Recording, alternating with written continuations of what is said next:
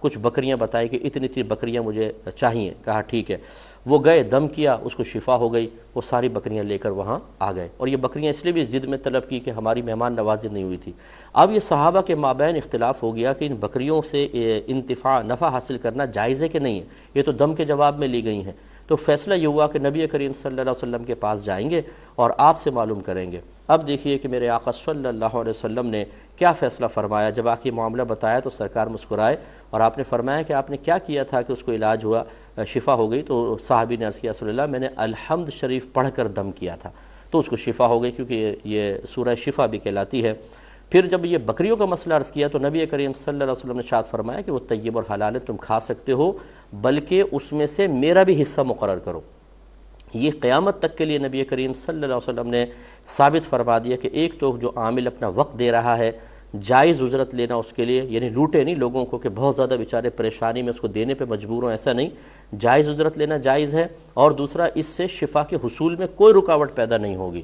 یہ لوگوں کا عام خیال ہے جو فی سبیل اللہ کام کرے, فری میں کام کرے, اس کے اندر تاثیر ہوگی, اور ذرا بھی اس نے پیسہ مانگ لیا تو غلط ہوگا. بھائی یہ پیسہ مانگنا ہمیشہ دنیا داری کی علامت نہیں ہوتا. جو آپ ضرورت کے تحت پیسہ کماتے ہیں اور اللہ کی رضا کے لیے کماتے ہیں, یاد رکھیں کہ وہ پھر اللہ کی راہ میں آپ کی کوشش اور محنت شمار ہوتی ہے, نہ کہ دنیا کی راہ میں. اس پہ اور بھی دلائل ہیں لیکن ٹائم کم ہے تو میں یہیں پر اکتفا کرتا ہوں. امید ہے کہ آپ بات سمجھ گئے ہوں گے. ایک مختصر سا بریک لیں گے, ہمیں یقین ہے آپ ہمارے ساتھ ہی رہیں گے. بسم اللہ الرحمن الرحیم. ایک یہ حضرت نے کویسچن کیا تھا کہ قسطوں پر گاڑی لینے کی کیا شرعی حیثیت ہے. یہ کہتے ہیں کہ کسی نے مشورہ دیا کہ اسلامک بینک سے آپ گاڑی لے سکتے ہیں. دیکھیں, کسی بینک کی نشاندہی کیے بغیر بس آسان الفاظ میں سمجھ لیں کہ آپ جو کسی بھی بینک سے گاڑی لینا چاہیں, جو ان کی ٹرمز اینڈ کنڈیشن ہوں, وہ کسی اچھے مستند مفتی صاحب کو چیک کروا دیں. وہ اگر یس کہیں تو آپ لے لیں, وہ اگر نو کہیں تو رک جائیں. وہ اگر کہیں کہ ان میں سے یہ جو کنڈیشن ہے یہ صحیح نہیں ہے, شرط صحیح نہیں ہے, اس کو تھوڑا چینج کر دیں, تو آپ بینک سے ریکویسٹ کریں کہ وہ چینج کر لیں. پھر آپ کسی بھی بینک سے لینا چاہیں لے سکتے ہیں. اصل میں ہے کسی شرعی ایڈوائزر کا یہ کہنا کہ ہاں یہ بالکل صحیح ہے, آپ یہ شرائط صحیح ہیں, آپ اس لے سکتے ہیں, یہ آپ اس کو معیار بنائیں تو انشاءاللہ پھر آپ کے لیے بالکل جائز ہے. بہن فرماتی ہیں کہ بعض عورتیں نماز پڑھتی ہیں تو دوپٹہ پورا پیشانی کے نیچے تک لے آتی ہیں, اس سے پیشانی چھپ جاتی ہے, نماز پہ کوئی فرق پڑے گا کہ نہیں پڑے گا؟ تو کوئی فرق نہیں پڑے گا. یہ جو دوپٹہ وغیرہ آیا, یا چادر بھی اگر بے موٹی چادر بھی آ گئی تو اس سے سجدے میں کوئی فرق نہیں پڑتا. جب آپ سجدہ کرتی ہیں تو مصلی پہ کرتی ہیں, براہ راست کو زمین پہ تو نہیں کرتی. مصلی بھی تو درمیان میں حائل ہو رہا ہے, اسی طرح یہ بھی حائل ہوگا, تو اس سے کوئی فرق نہیں پڑے گا. اور یہ چہرہ چھپانے میں نہیں آتا. وہ نقاب اگر کر کے کریں تو اس کا حکم علیحدہ ہوتا ہے, لیکن پیشانی چھپانا شرعاً جائز ہے, اور حالت احرام میں بھی بالکل جائز ہے. ایک یہ کہتی ہیں جو تنہا نماز پڑھ رہا ہو تو سری اور جہری نماز کے لیے اس کے لیے کیا حکم ہوگا؟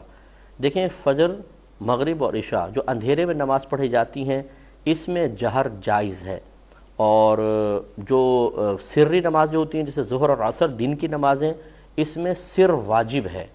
مطلب کہنے کا یہ ہے کہ فجر, ظہر, عصر میں اگر کوئی بہن اکیلی کمرے میں پڑھ رہی ہیں اور تھوڑا سا جہر سے پڑھ لی کہ نامحرم تک آواز نہ جائے تو ٹھیک, لیکن اگر اس کو آہستہ آہستہ بھی پڑھا, یعنی سر کر کے پڑھا, اپنے کان تک آواز پہنچے تب بھی ٹھیک. یہ مرد کے لیے بھی عورت کے لیے بھی.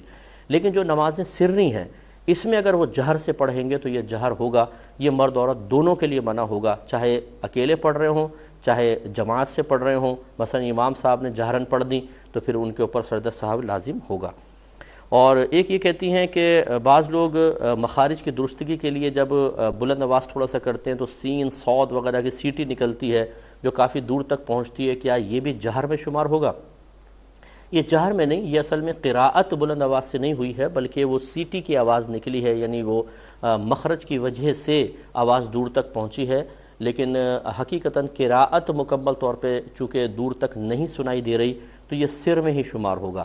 لیکن جیسے کہ میں نے آپ کو کل بھی عرض کیا تھا کہ اس طرح نماز پڑھنا کہ برابر والوں کے نماز میں خلل پیدا ہو, وہ بار بار اپنی توجہ کو قرات کی طرف یا نماز کی طرف لے کر آئیں, لیکن یہ سیٹی والا بھائی جو ہے یہ بازی نہ آ رہا ہو تو اس میں یہ گناہ گار بھی ہوں گے. اس لیے اپنا ذرا خیال کریں اور ذرا غور کر لیں جو بھی اس طرح نماز پڑھتے ہیں کہ آپ نادانستہ طور پہ عدم توجہی کی بنا پر لوگوں کے لیے تکلیف اور اذیت کا سبب تو نہیں بن رہے.